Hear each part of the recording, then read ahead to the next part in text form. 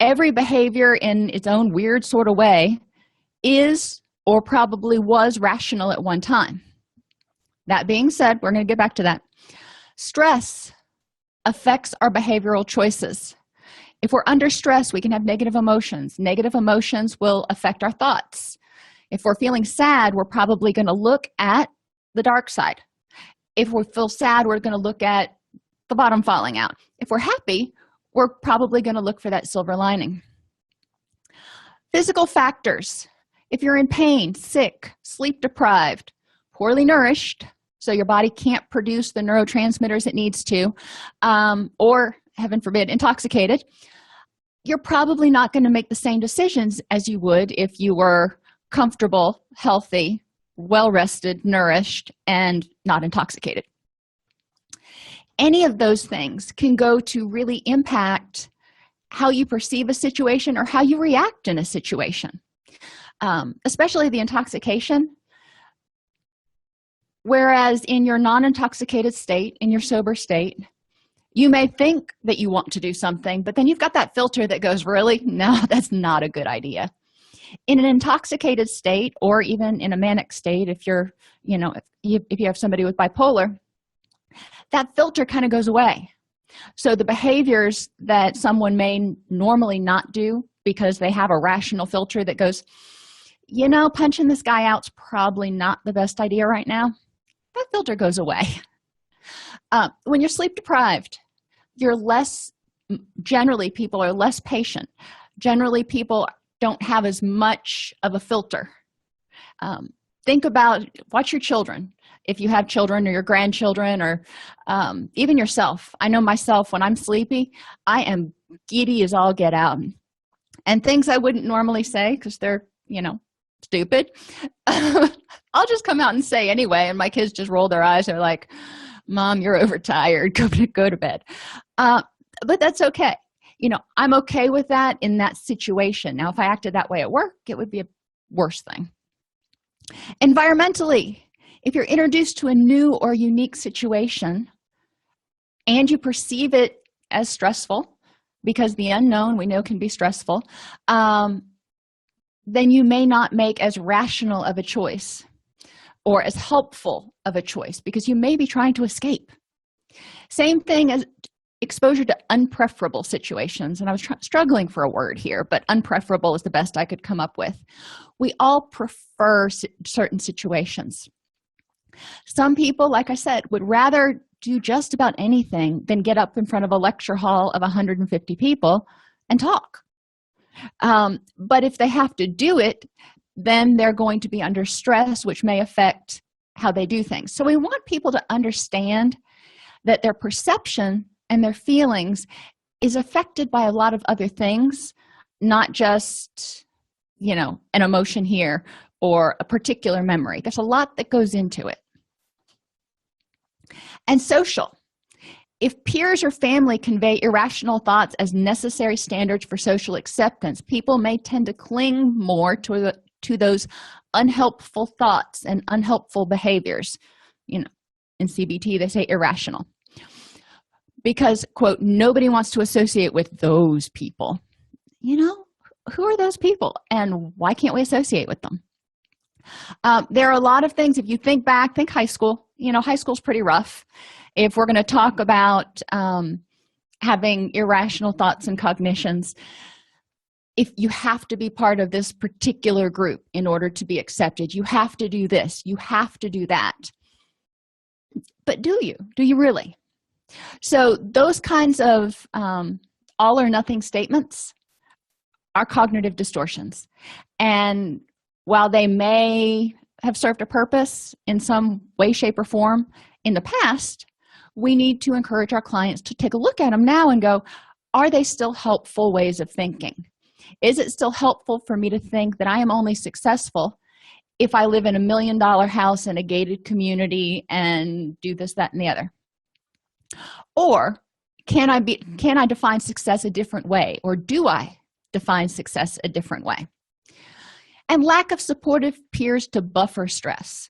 So we have those peers that cause stress by talking about the have-tos and categorizing and lots of attributions. But then there's also not having somebody to go, does this make any sense? Because sometimes we are our own worst enemies. And if we go to a friend and we go, this is what I'm thinking, and I think I have to do this in order to be acceptable, in order to be loved, or whatever the case may be. Most people are not going to use those exact phrases. A good friend is probably going to listen and go, yeah, you're right, or no, that's way off. So supportive peers are essential to reminding us to consciously, regularly check in with our cognitions to make sure that they are helpful and rational. So a note about irrationality, and this is mine, this is not from CBT. The origins of most beliefs were rational and helpful given the information the person had at the time and their cognitive development, their ability to process that information. So concepts and schemas and core beliefs that people formed when they were 5 are probably going to be very egocentric. The person is going to feel like everybody sees it my way because this is how I see it, just like a 5-year-old does. A 5-year-old doesn't think, well, let me take Johnny's perspective. No, he assumes that Johnny sees it the same way. So it's going to be egocentric. It's probably going to be focused on only one aspect of the situation because small children can't focus on multiple aspects. And it's probably going to be dichotomous. It's all or nothing. Mommy loves me, mommy hates me. And it could be personalized, everything. A lot of kids think that everything has to do with them. So if something happens, something bad happens, many times children will take it personally or be afraid it's going to happen to them again. If Hurricane Katrina, Hurricane Andrew, those sorts of things, we saw a lot of trauma in children, and they developed very real fears about thunderstorms and about hurricane season. And if you've watched, Florida hasn't had a notable hurricane in years now. But there's a lot of stuff that goes into that. But people who were really young during some of those really bad hurricane seasons perceive those situations differently. Okay, so we need to help people understand that especially if we use the term irrational, those thoughts you formed when you were knee-high to a grasshopper, and they made perfect sense to you back then.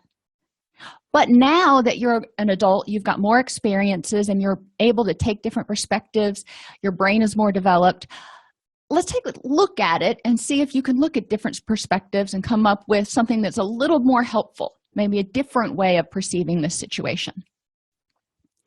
The irrationality or unhelpfulness of thoughts comes when those beliefs are perpetuated without examination.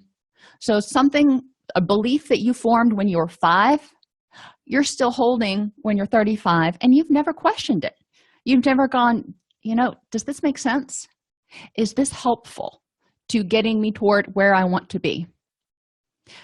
Most of us don't. We form these attitudes and beliefs when we're, growing up, when we're in elementary school, middle school, high school, from watching TV, from being around our peers, from being around our family and our community, and we get all this input of the way things should be. And a lot of times people don't stop to question it and go, well, does this really make me happy? Is this really what I want? And they can be irrational if they continue to be held despite causing harm to the person.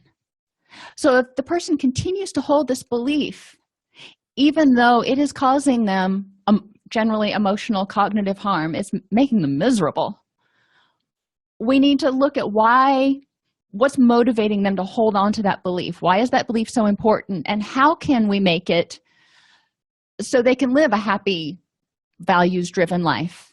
Emphasis on the happy. How can we make it less harmful? Sometimes it's more productive for clients to think of these thoughts as unhelpful or helpful instead of irrational. Sometimes when I say irrational to clients, and I'm the same way, if somebody says you're being irrational, I'm like, I'm not. It elicits this instantaneous defensive reaction. It's like when you tell them they're being resistant. They're like, I am not being resistant. So helpful or unhelpful, and then we talk about why it is unhelpful towards getting them toward their goals. Basic principles of cognitive behavioral therapy. We teach or help clients learn to distinguish between thoughts and feelings. I can think something is scary. I'll probably feel it.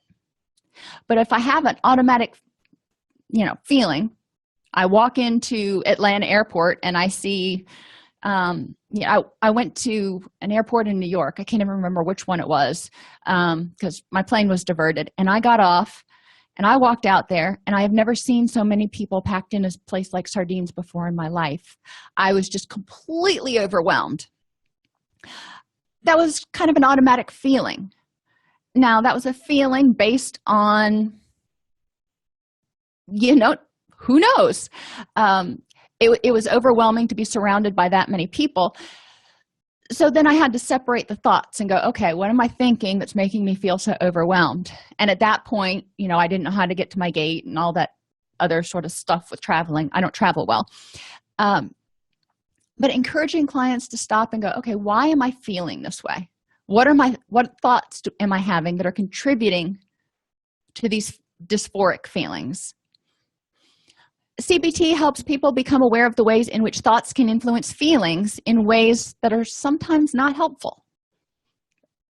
We have hecklers in our gallery, the automatic tapes that we play, memories that we have, whatever you want to call them, that when you try something, when you are just going through daily life, you hear these voices in the back of your head, and obviously not real voices, but that are saying, you're never going to make this, or if you would have just blah, blah, blah, then you'd be a better person.